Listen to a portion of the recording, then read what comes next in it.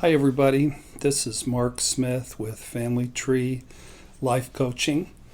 And I have a video today just coming from my own recovery process. It's called How to Find Genuine, Safe, Stable, Deep, Lasting Love. Isn't that what we all want? How many people have that? Genuine. First of all, I'm talking about relationships that are more than 7 years old. Genuine, safe, stable, deep, lasting love.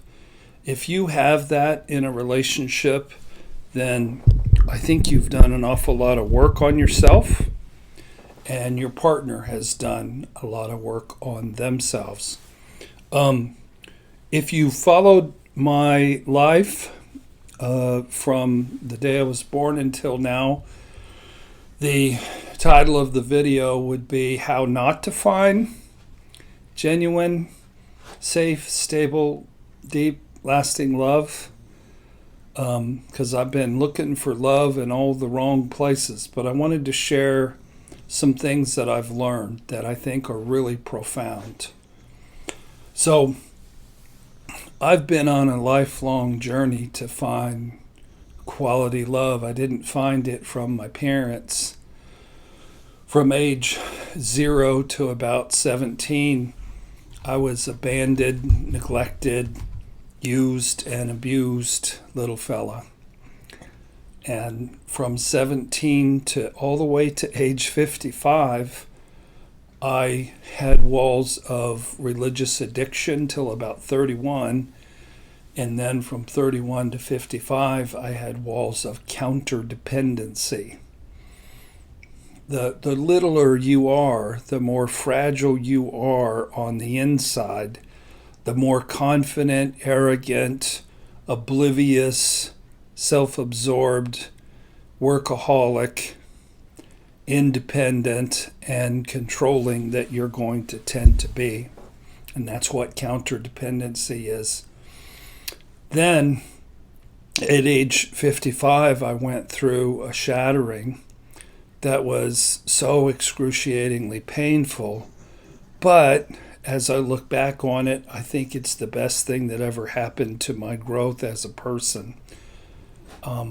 Then I met my wife, Renda, and from age 56 to 58, I was her baby boy. She was my hero and my rescuer, and I was her baby boy. I was so shattered and broken because I didn't know how to take care or love myself. And when that love was taken away in such a brutal and ruthless manner, I fell apart. I was talking with one of our staff members, and he said, during that time, I would walk through the halls of our practice in Carmel, Indiana, and I would hold my stuffed tiger. And he remembered wondering what the director of a large counseling practice is doing, snuggling with a little stuffed tiger. But that's how I was during that time. And Renda saw the brokenness, and the rescuer in her stepped up, and we formed our bond from her being a rescuer and me being a needy little broken, sad, tearful boy. And I was sort of arrested in my development, as they say. Then from 58 to 60, roughly the last 3 years, there's been a civil war between a codependent rescuer who got tired of taking care of a little boy, and she wanted a man to step up. And I didn't know how to do that. So there's been conflict and distancing and reactivity. But age 61, which I turned fairly recently, I have located the way to find genuine, safe, stable, deep, lasting, for a lifetime love. I want to read you a poem that I wrote earlier today, and it'll clue you in. I'm not big on how-tos. Whenever anybody asks me, well, how do I do this healthy thing, or how do I do that healthy thing, I tell them, become healthy. When you become healthy, you'll act healthy. But I can't tell you in your broken, dysfunctional, unhealthy self how to act healthy. You can't do it. So this is called Shush. Shush, little baby, don't cry. Your cries curdled my blood and haunted me with the horror and shame of my motherhood. Truth that I could not hear. Sorry, little one, but your mother was a counterfeit. Shush, little baby, don't cry.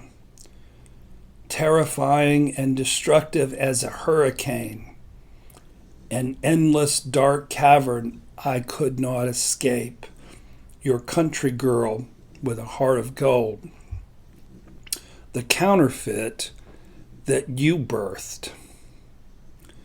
Shush, little baby, don't you cry.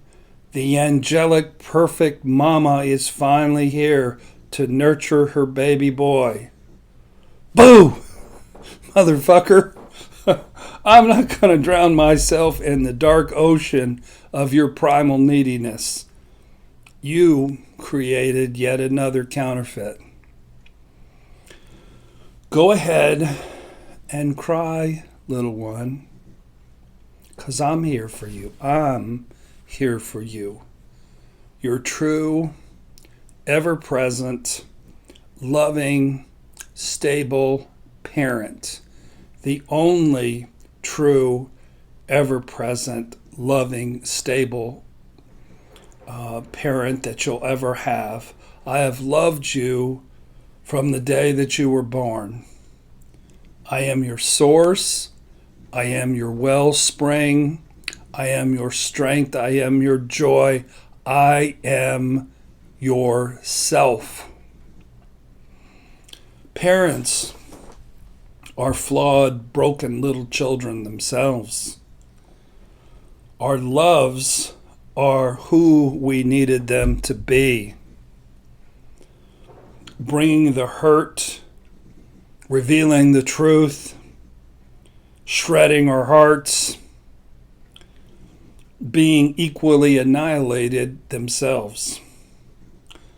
Learn to love and care for your own wounded little soul. The secret of life, the secret of love, and the only path to genuine happiness is learning to love and care for your own wounded little soul. Shush, little baby, don't cry. Okay, as I'm prone to do with these videos, I'm going to read it through with some commentary. Shush, little baby, don't cry. Your cries curdled my blood and haunted me with the horror and shame of motherhood. I heard recently that there was a syndrome called purple baby, when a baby would cry due to colic so much that they would turn purple. And that's what my mom said that I did my entire infancy, was cry and turn purple. And she couldn't handle it. It's really stressful when you hear a baby screaming like bloody murder. And I think she felt shame. And it was a truth that she couldn't hear. And so I grew up, thought that I was connected to my mother, but I never ever did. And she notified me to this fact in my mid 30s because I think she saw trouble coming. Shush, little baby, don't cry. The one who's terrifying and destructive as a hurricane was me. After I found out my fiance, had been terribly, frequently, horrifically unfaithful. The endless dark cavern that she could not escape, the cavern was my neediness. Your country girl with a heart of gold, the counterfeit that I birthed. We see who we want to see. And as you learn how to love yourself and have boundaries and have a healthy sense of entitlement and have some discernment, you learn to recognize the sheep from the wolves, and you're able to tell the difference. Hush, little baby, don't cry. The angelic, perfect Momma is here to nurture her baby boy. Boy, I tell you what, Renda has a big heart, and she saved my life. If you hear booms in the background, it's July the 5th, and there's still some fireworking going on. She waited on me hand and foot. She wiped my tears. Every night she wiped my tears. I cried so much. It was so healing, but it wasn't a healthy relationship for her. So we moved down to South Carolina. She got some support from outside the household, with some friends in the neighborhood.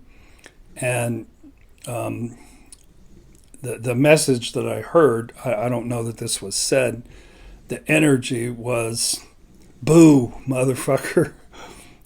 I'm not going to drown.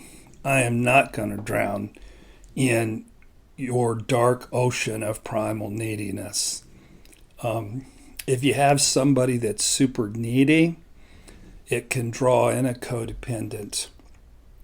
So that was another counterfeit love that I birthed. The cool thing about Renda and I's love is every day it gets deeper and deeper. And it's transition from rescuer little boy to healthy woman with boundaries and a man who's becoming a man. And it's got amazing potential, and we're both excited about it. We were supposed to be together this weekend, but her dog was sick really bad, Zara, sweetest animal in the world. And I was sick. I won't go into details about that, but it was not pleasant.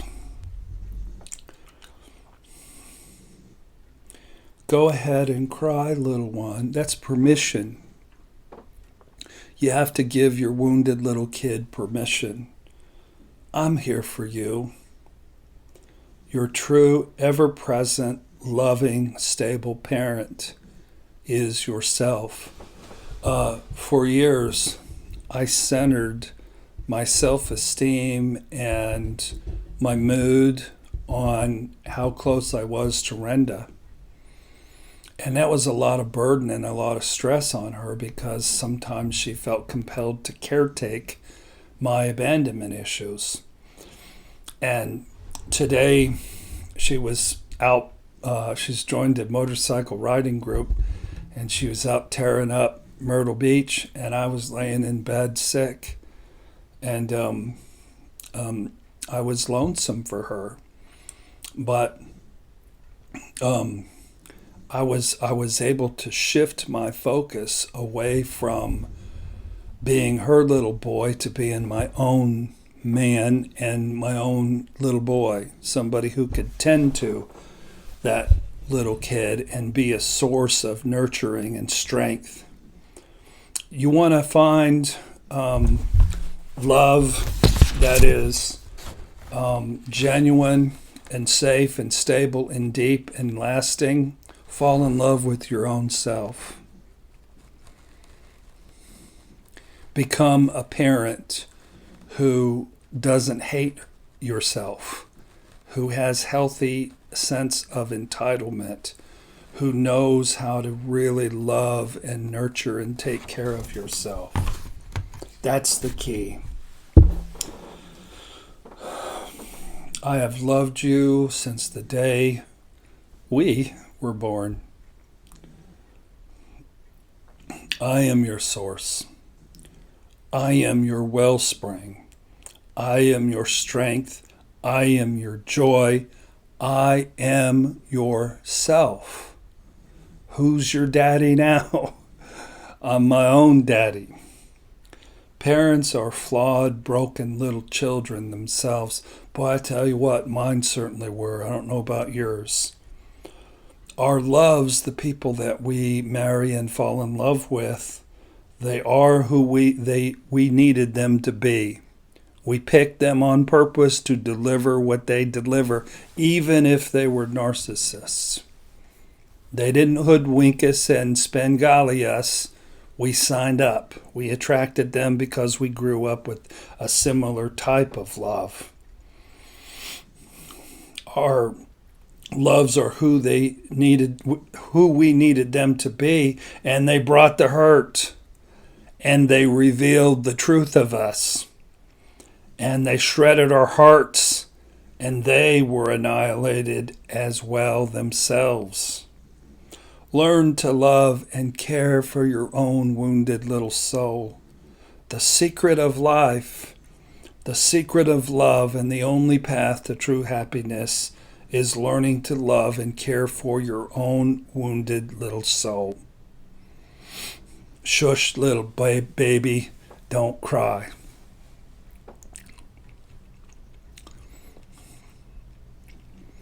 There's a safety in knowing that there's nobody out there who can crush you and shatter you anymore, because you get, I'm reading a book called How